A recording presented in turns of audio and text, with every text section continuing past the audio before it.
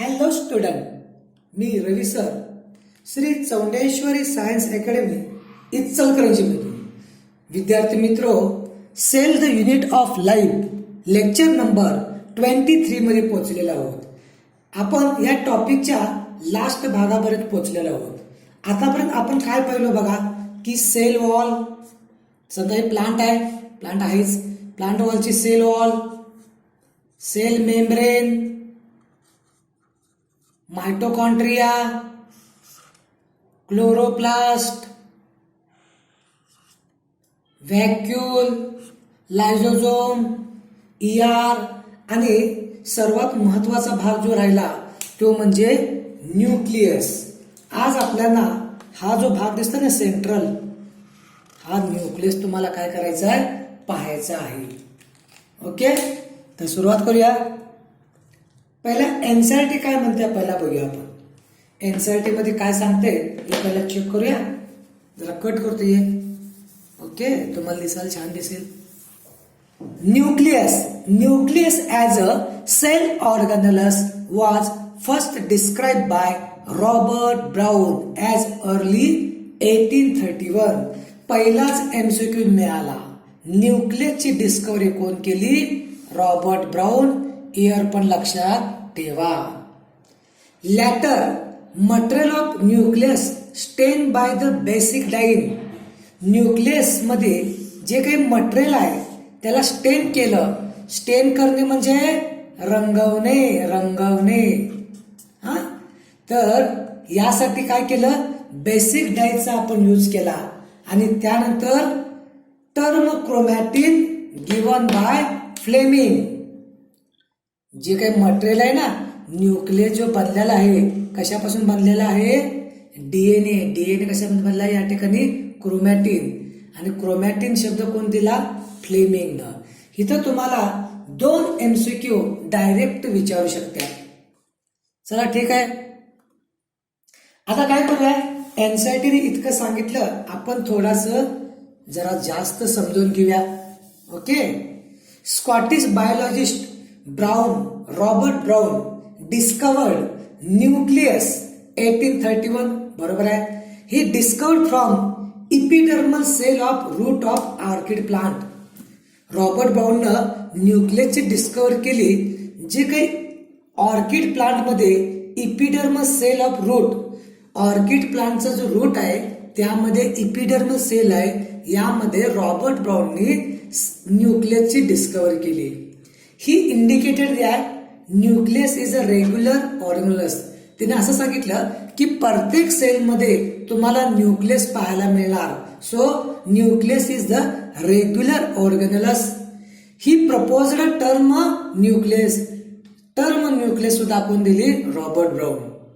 तर पुढे बघूया, ह्या लाईनकडे जरा कन्फ्युज करा लोक, आपण आता कन्सिडर करायला नको आपण. हा, त्यानंतर बघा, nucleus is a most essential part of cell. प्रत्येक सेलमध्ये न्यूक्लियस हा महत्वाचा भाग आहे. It indicate control cellular activity. बघा की आपलं या ठिकाणी घर आहे, सही आपलं काही आहे, होम आहे, हा तुमचा आहे, माझा आहे, सर्वांचा आहे. या घरामध्ये कंट्रोल कोण करत असेल तर आपले जे काही वडील आहेत, आपले फादर आहेत, ह्या संपूर्ण जी ऍक्टिव्हिटीला कंट्रोल करत असतात. तसंच या सेल आहे, या सेलच्या जो न्यूक्लियस आहे, हा न्यूक्लियस काय करतोय, सेलच्या आत जे काही मेटाबॉलिक ऍक्टिव्हिटी वाल्यात यांना कंट्रोल करायचं, किंवा सेल ऑर्गॅनल्स जे काही प्रोडक्ट तयार करल्यात यांना नियंत्रण ठेवण्याचं काम कोण करत असेल तर nucleus. It is consider as controlling centre of nucleus. It is consider as controlling centre of cell. सेलला ह्या जर कंट्रोल करायचं असेल तर कोण काम करायला येऊ? Nucleus. A branch of biology concern with the study of nucleus. यासाठी बायोलॉजीमध्ये एक स्वतंत्र ब्रँच काम करत्या, त्याला म्हणतो आपण karyology. Study of nucleus called as karyology. Nucleus are essential survival of cell. जर सेलला जिवंत राहायचं असेल तर न्यूक्लियस असणं महत्वाचं आहे. आता हे सांगितल्याबरोबर तिचा दुसरा भाग आपण बघूया जरासं. कॅमेरा हल्ला. आता म्हटलं की प्रत्येक सेलमध्ये न्यूक्लियस हा असणे गरजेचं आहे. याचा अर्थ प्रत्येक सेलमध्ये न्यूक्लियस आहे असं मान्य केले, तरी सुद्धा एक्सेप्शन आहे. एक्सेप्शन म्हणजे मराठीमध्ये आपण म्हणतोय अपवाद. प्रत्येक गोष्टीला काही आहे अपवाद म्हटलं जाते की मॅच्युअर आरबीसी आणि स्लीव्ह ट्यूब यांच्यामध्ये न्यूक्लियस नाही, तरी सुद्धा ही लिव्हिंग आहे, फंक्शनल आहे. मॅच्युअर आरबीसी मध्ये काय आहे, न्यूक्लियस नाही आहे, तर यामध्ये हिमोग्लोबिन असतोय आणि हिमोग्लोबिन काय करतोय, ऑक्सिजन आणि CO2 ला कॅरी करायचं काम केलं जाते. स्लीव्ह ट्यूब सेल जे फोइलम आहे, फोइलम काय करतंय, फूडचं कंडक्शन करतंय आणि झायलम वॉटरचं कंडक्शन करतंय. फोइलम मध्ये स्लीव्ह ट्यूब जे आहे यामध्ये सुद्धा न्यूक्लियस पाहायला मिळत नाही, तरी सुद्धा ती लिव्हिंग सेल आहे, फंक्शनल सेल आहे. लक्षात. तर आपल्याला समोर या ठिकाणी एक न्यूक्लियस दिसाले बघा. हे न्यूक्लियसचं या ठिकाणी इन्व्हॉल्प आहे. इन्व्हॉल्प मध्ये तुम्हाला दोन लेअर दिसणार, आउटर लेअर, आउटर मेम्ब्रेन आणि इनर मेम्ब्रेन. बरोबर आहे. आत तुम्हाला थ्रेड सारखं स्ट्रक्चर दिसायला, याला म्हणते क्रोमॅटिन. बरोबर आहे. त्यानंतर आत तुम्हाला सेंट्रल दिसायला आहे न्यूक्लियोज आणि यामध्ये एक डायनॅमिक पोर्स दिसतात बघा. हे पोर आहे न्यूक्लियोपोर. काय होते, न्यूक्लियोपोर. कसं होते बघा, समजा ही आउटरची लेअर आहे, न्यूक्लियसची बाहेरील मेम्ब्रेन आहे. हा मान्य आहे. ही न्यूक्लियसची काय आहे, समजा मी कलर बदलतो, ही न्यूक्लियसची कुठली मेम्ब्रेन आहे, इनर मेम्ब्रेन आहे. न्यूक्लियसला काय आहे, डबल मेम्ब्रेन आहे. आता काय होते बघा की ही मेम्ब्रेन मी जरा काय करतो इथं फोल्ड. आता काय केलं ते की हे जी फोल्ड आहे बघा, हे दोन आउटर आणि इनर फ्यूज होत्या. आउटर आणि इनर काय होत्या, फ्यूज होत्या आणि एक पोर दिसते. पोर म्हणजे मराठीमध्ये छिद्र. काय दिसते, पोर दिसते, त्याला म्हणायचं न्यूक्लिअर पोर. या पोरचा उपयोग काय होते बघा की या सेलमध्ये न्यूक्लियसचं जे मटेरियल आहे ते बाहेर काढता येईल, सायटोप्लाझमचं मटेरियल आत आणता येईल. ह्या पोर हे डायनॅमिक आहे. आपलं पोर काय करतंय, साईज कमी जास्त करू शकतोय. त्याचबरोबर जो DNA ची कॉपी, ह्या जो DNA आहे याची कॉपी कोण करतोय, mRNA करतोय, mRNA करतोय आणि या न्यूक्लिअर पोर मधून सायटोप्लाझम मध्ये येतोय आणि सायटोप्लाझम मध्ये येऊन प्रोटीन तयार करतोय. म्हणजे न्यूक्लियस मध्ये जे काही न्यूक्लिअर पोर आहे ते काय आहे की सायटोप्लाझम मधील मटेरियल आत आणणे किंवा न्यूक्लियस मधील मटेरियल बाहेर करणे यासाठी मदत करते. ओके, चला ठीक आहे, जरा पुढे बघूया आपण.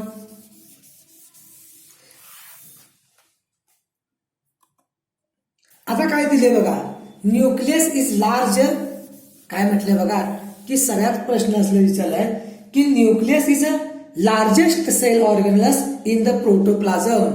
पहिला एक लक्षात ठेवा की प्रोटोप्लाझम म्हणजे काय बघा, सायटोप्लाझम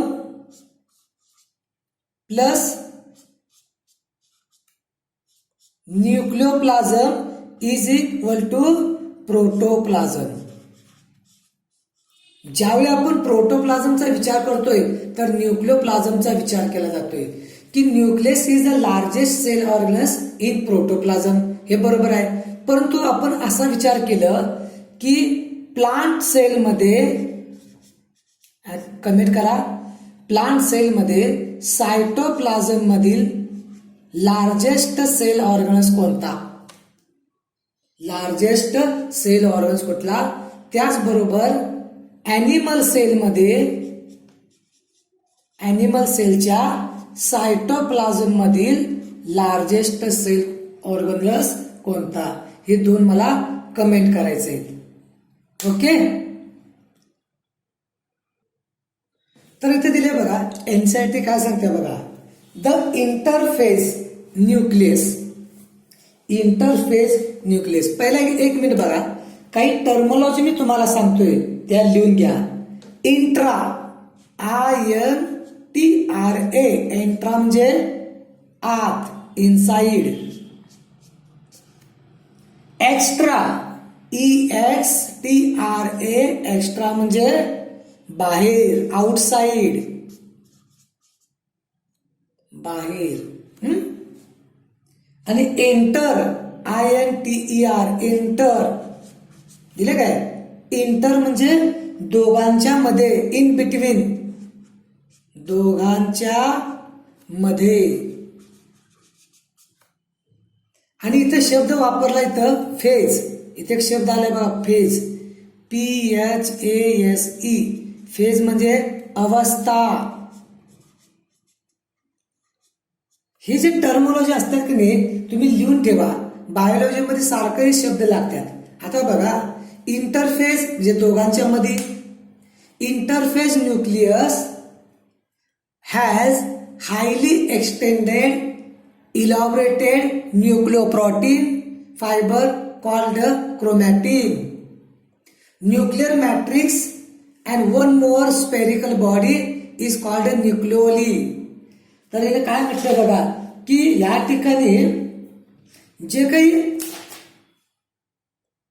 बघा, या ठिकाणी काय सांगितलं, इंटरफेज म्हणजे काय आहे, दोघांच्या मध्ये, की दोन फेजच्या वेळी ऍक्च्युली काय होते बघा, ज्यावेळी एखादी सेल डिवाइड झालेल्या असत्या, समजा एक सेल आहे माझ्याकडं, ही जस्ट काय झाल्या, डिवायडिंग सेल आहे, आता जस्ट डिवाइड झाल्या, ते काय करणार, आपली साईज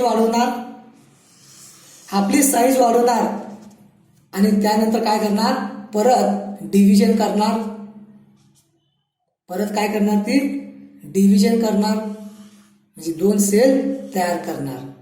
बरोबर आहे. याचा अर्थ ही सेल बनताना पण अशी बनली असेल बघा,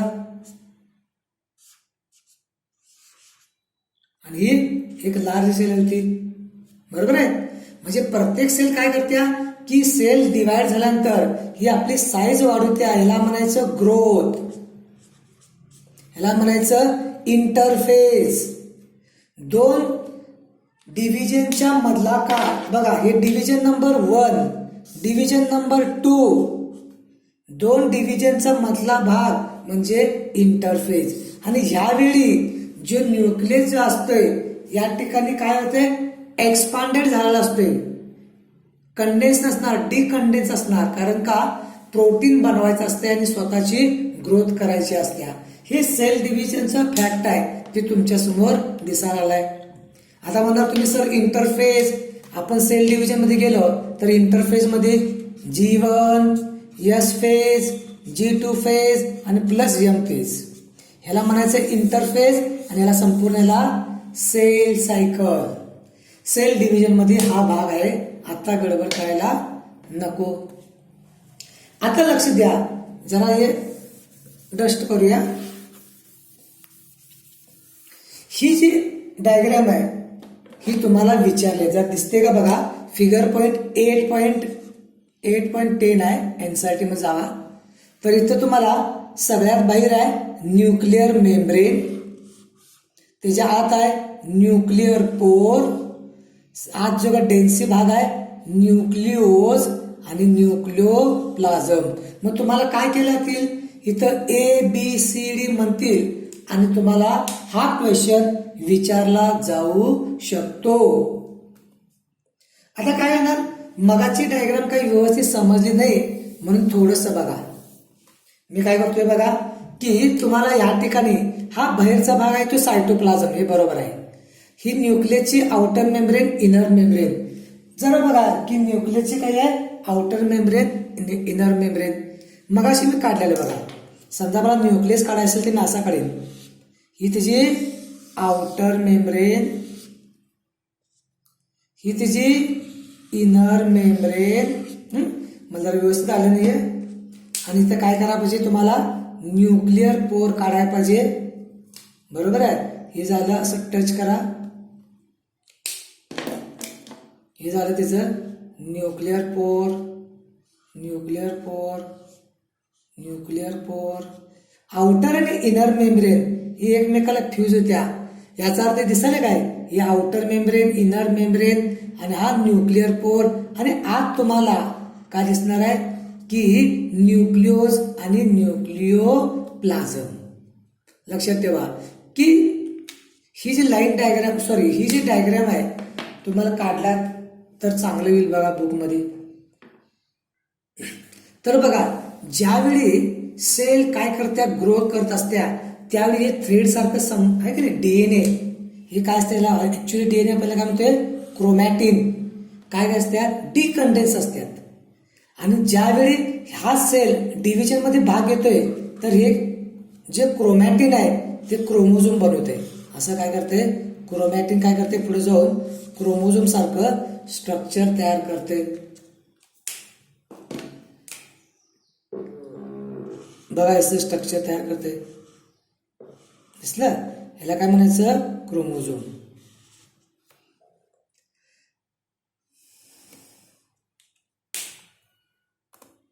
आता एनसीईआरटी परत काय म्हणते याच्याकडे जरा बघूया आपण. हा, electron microscopy has revealed that nuclear envelope consist of 2 parallel membrane with the space between 10-50 nanometer called perinuclear space form a barrier between the material present inside nucleus that cytoplasm. काय म्हणतात बघा, ज्यावेळी इलेक्ट्रॉन मायक्रोस्कोपची मधून पाहिल्यानंतर जो काही nuclear involve जे आहे आउटर आणि इनर यांचं या ठिकाणी मध्ये गॅप आहे, यामध्ये स्पेस आहे आणि त्या स्पेसला नाव दिलं पेरी न्यूक्लियर स्पेस आणि 10 to 50 नॅनोमीटर आहे. त्याचबरोबर ही जी काही इन्व्हॉल्व आहे म्हणजे इनर आणि आउटर मेम्ब्रेन आहे, एक प्रकारचं या ठिकाणी बॅरियर आहे.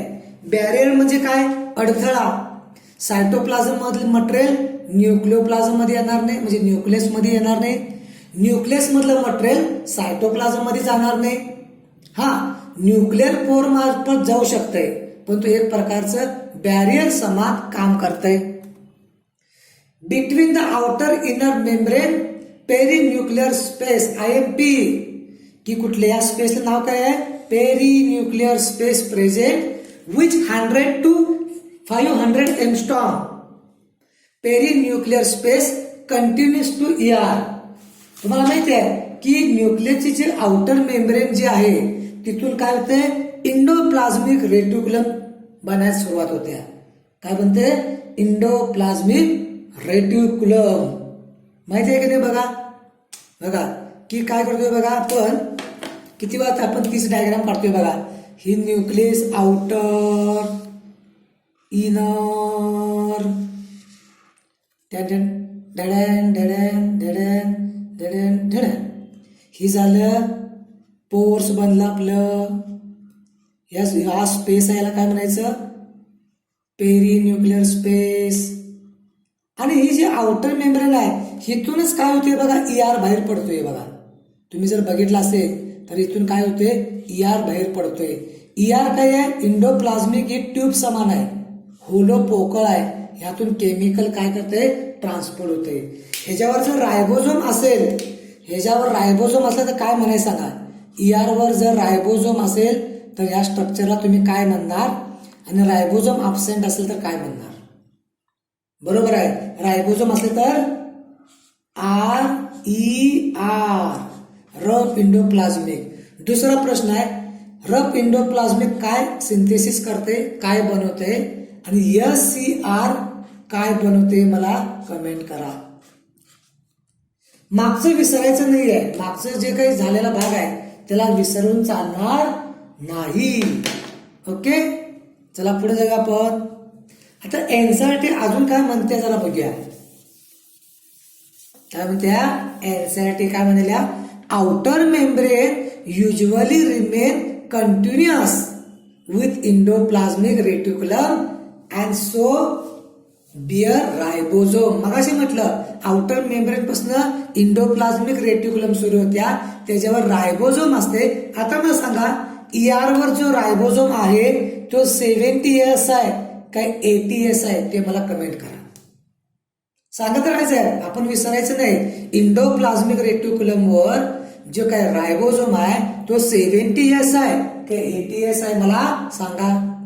At a number of place nuclear envelope ruptured a minute pore. मगाशी सांगितलंय की न्यूक्लियसची outer membrane inner membrane fuse होत्या आणि तिथं पोर बनतंय. पोर म्हणजे छिद्र, ह्याला म्हणायचं न्यूक्लियर पोर. बघा, fusion of its two membrane. This nuclear pore are passage through the movement of RNA आणि प्रोटीन मॉलिक्यूल टेक प्लेस. मगाशी सांगितलं की एक लक्षात ठेवा की DNA माहितीये तुम्हाला, असं माहितीये का तुम्हाला? हा माहिती आहे सर, 9 क्लास 10 क्लास मध्ये म्हणताय. हा, या DNA ची कॉपी कोण करतोय? हा जो DNA आहे याची कॉपी कोण करणार? mRNA. आता माहितीये DNA तर आहे न्यूक्लियस मध्ये, मग न्यूक्लियस मधली कॉपी करून mRNA जाणार कुठं? Cytoplasm through nuclear pore. Nuclear पोरच्या मधून mRNA काय करतोय? DNA ची कॉपी करतोय आणि सायटोप्लाझम मध्ये जातोय आणि सायटोप्लाझम मध्ये गेल्यावर त्याप्रमाणे प्रोटीन तयार करून घेतलं जाते. म्हणजे काय सांगितलं बघा की मॉलिक्यूल आत बाहेर होण्यासाठी. दुसरं आहे की न्यूक्लियसच्या आत, न्यूक्लियस नाही, न्यूक्लियसच्या आत काय बनलं जाते? RNA बनलं जाते, रायबोझोमल RNA बनलं जाते. रायबोझोमल RNA बनण्यासाठी सायटोप्लाझम मधून प्रोटीनची रिक्वायरमेंट असते. मग सायटोप्लाझम मधून जे प्रोटीन आहे ते न्यूक्लियसच्या आत आणलं जाते. याचा अर्थ सायटोप्लाझम मधील मटेरियल न्यूक्लियस मध्ये आणि न्यूक्लियस मधलं मटेरियल सायटोप्लाझम मध्ये पाठवण्यासाठी डायनॅमिक पोर असतात. त्या म्हणतोय न्यूक्लियर पोर. काय म्हणतो आपण? Nuclear pore. आता यानंतर बघा एनसीईआरटी काय बोलते आपली. Normally there is only one nucleus per cell. आपल्याला माहिती आहे की नॉर्मली भेटलं की प्रत्येक सेल मध्ये एकच न्यूक्लियस आहे. हा सेल आहे, या सेल मध्ये काय आहे? हा एकच न्यूक्लियस आहे. परंतु काय केलं? Variation in number nuclei also frequently found. काय म्हटलंय बघा, काही वेळा एका सेल मध्ये एक पेक्षा जास्त न्यूक्लियस तुम्हाला पाहायला मिळत्या. समजा हा सेल आहे, या सेल मध्ये एक पेक्षा जास्त न्यूक्लियस पाहायला मिळत्या. ह्याला म्हणते काय म्हणते? Multi nucleate condition. काय म्हणतो आपण? Multi nucleate condition. काही वेळा काय होते? एका सेल मध्ये एक पेक्षा जास्त न्यूक्लियस तुम्हाला पाहायला मिळते. बघूया आता ते काय आहे, बघूया मल्टी न्यूक्लिएट कंडिशन काय आहे बघा. जरा मी सांगतो बघा. If a cell has more than one nucleus, एक पेक्षा जास्त जर असेल तर काय म्हणायचं? Multinucleate condition. आता मल्टी न्यूक्लिएट कंडिशन दोन प्रकारे पाहायला मिळणार. Multinucleate condition may be arise by two method. आता समजा हे दोन मेथड कुठले आहेत? एनसीईआरटीने काही सांगितलं नाही, परंतु प्रश्न मात्र विचारणार. बघा तुम्ही सांगायचं आहे. हा मुलगा सांगायला तुम्हाला बघा की माझ्याकडे 1 2 3 4 5 सेल होतं. हे 5 सेल काय झाल्यात? फ्यूज झाल्यात आणि एकच सेल बनला.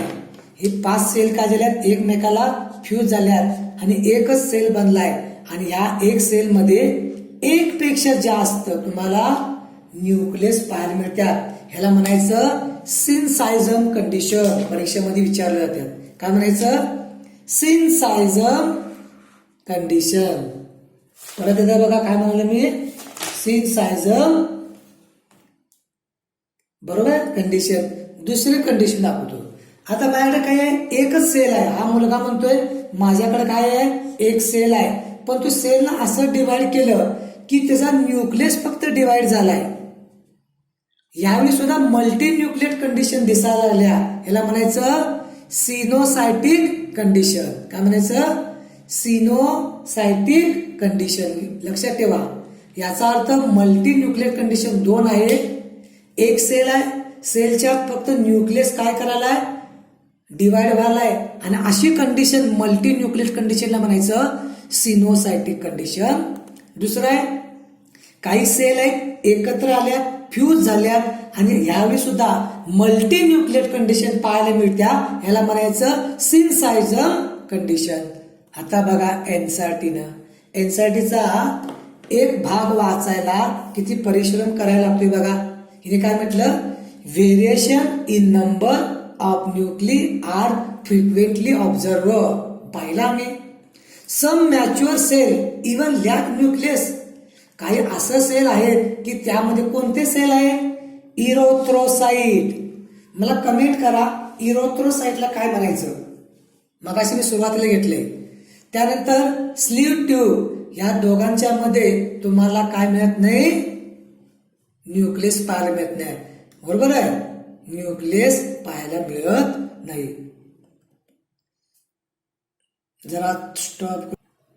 आता बघा एनसीईआरटी अजून पुढे काय म्हणते पाहूया. The nuclear matrix or nucleoplasm contain nucleus and chromatin. Nucleoli are spherical structure present in nucleoplasm. न्यूक्लियसच्या आत जे फ्लुइड आहे त्याला काय म्हणतो आपण? न्यूक्लियोप्लाझम.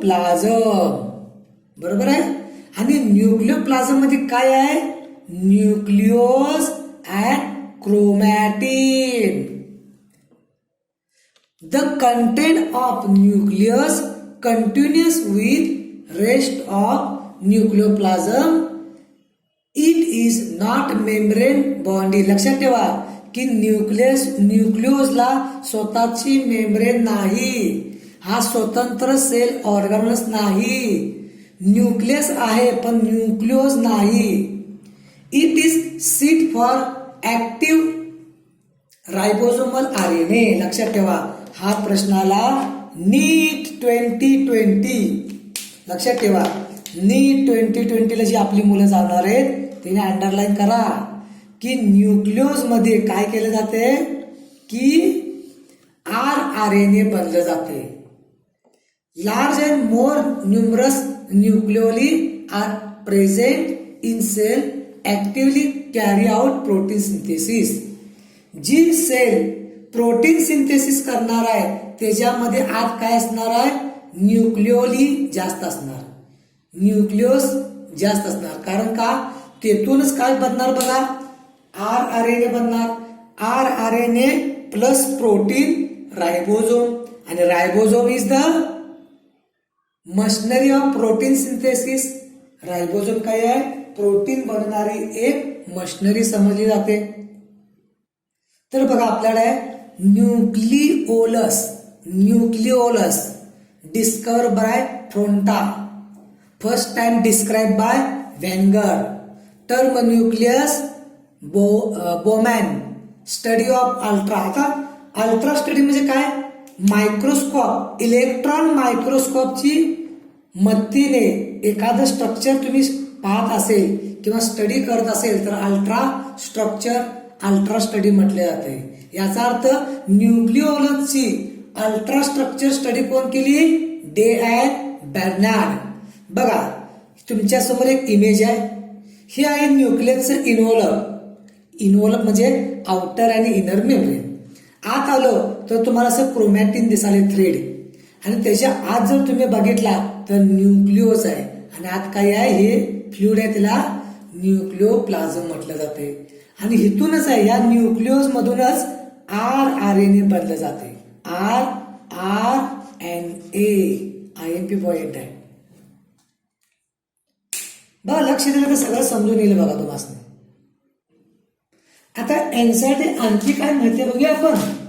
तर बघा तर काय सांगाले बघा. You may recall that interphase nucleus has loose and distinct network nucleoprotein is called a chromatin. की इंटरफेज मध्ये तुम्हाला क्रोमॅटिन सारखं स्ट्रक्चर पाहायला मिळते. But during different stage cell division मध्ये तुम्हाला शो स्ट्रक्चर क्रोमोझोम. तर काय होते बघा की यावेळी की न्यूक्लियस काय असतो, डिकंडेन्स असतोय, क्रोमॅटिन थ्रेड बनला असतोय आणि हा क्रोमॅटिन कंडेन्स झाला तर काय करतोय, क्रोमोझोम सारखं स्ट्रक्चर बनवतोय. असं काय करतोय, क्रोमोझोम सारखं, लिहित नाही आहे संपल्यावरती इंक, काय करतोय बघा, हे क्रोमोझोम सारखं स्ट्रक्चर बनते. कधी बनणार, हे क्रोमोझोम सारखं जे स्ट्रक्चर बनलं जाते कधी, cell division, at the time of cell division. काय दिसते बघा, chromatin contain DNA and some basic protein called histone protein. आता जरासं इथं गफलत वाटते बघा, एनसीईआरटी मध्ये ही जी गफलत वाटायला तिने काय म्हणाल्या की क्रोमॅटिन मध्ये काय आहे, डीएनए आहे आणि प्रोटीन आहे. पण तो आम्हाला माहिती आहे डीएनए प्लस हिस्टॉन प्रोटीन काय बनतोय, क्रोमोझोम. क्रोमोझोम बनवायचा असेल तर डीएनए प्लस हिस्टॉन प्रोटीन, म्हणजे याचा अर्थ हे काहीतरी मिस्टेक दिसाले आपल्याला. ठीक आहे. त्यानंतर काय म्हणले, some non histone protein also called DNA, also called RNA. तर इन सिंगल ह्युमन सेल बघा या गोष्टी, हे जर तुम्हाला जर डीएनए, क्रोमॅटिन, क्रोमोझोम जर नाही समजलं तर लेक्चर नंबर तुमचा 24 आहे नेक्स्टला, त्यामध्ये मी तुम्हाला व्यवस्थित समजावून सांगेन. चालेल. A single human cell has approximately 2 metre long thread DNA. एक मायक्रोस्कोपिक सेलमध्ये, सेल कसा असतोय, एक मायक्रोस्कोपिक सेलमध्ये 2 मीटर आम्हाला डीएनए दिसतोय. एक मायक्रोस्कोपिक सेलमध्ये आम्हाला 2 मीटर म्हणजे 7 फूट डीएनए. बघा आपली उंची 5.5-6 फूट आहे, पण एका मायक्रोस्कोप मध्ये संपूर्ण डीएनए मोजला तर तो 7 फूट आहे. बरोबर आहे. तर आपल्या बॉडीमध्ये काय आहे, 23 पेअर आहेत, 22 ॲटोझोम आहे आणि 1 सेक्स क्रोमोझोम आहे. एव्हरी क्रोमोझोम बघा सांगितले, एव्हरी क्रोमोझोम काय म्हणतात, essentially have primary constriction or centromere on the side which this shape structure is called a kinetochore. present. आता एक मिनिट बघा, या ठिकाणी माझ्याकडे डॉक्टर लिहिते काय की काय ते बघा की ह्यो आहे आपला लिहिला, ह्यो आहे आमचा क्रोमोझोम. हा काय आहे, क्रोमोझोम आहे. आणि हा जो भाग आहे ह्याला म्हणतो आपण, हे त्याचा आर्म आहे, आर्म. त्याला दिसत नसणार कारण शाही संपल्याची, आर्म. आणि हा जो भाग आहे ह्याला म्हणायचं सेंट्रोमेअर. लिहित नाही मी, हे काय आहे, सेंट्रोमेअर. लक्षात. या सेंट्रोमेअरच्या बाजूला तुम्हाला काय करते, काही प्रोटीन पाहायला मिळते. असं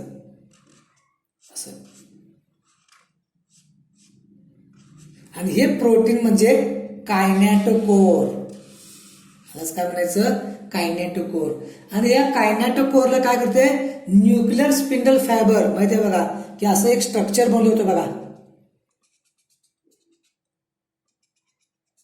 सारखं बनतो. हे काय आहे, सेंट्रिओल आहे. हे क्रोमोझोम काय करतात, असं अरेंज होत्यात. सारखं सांगतोय बघा तुम्हाला.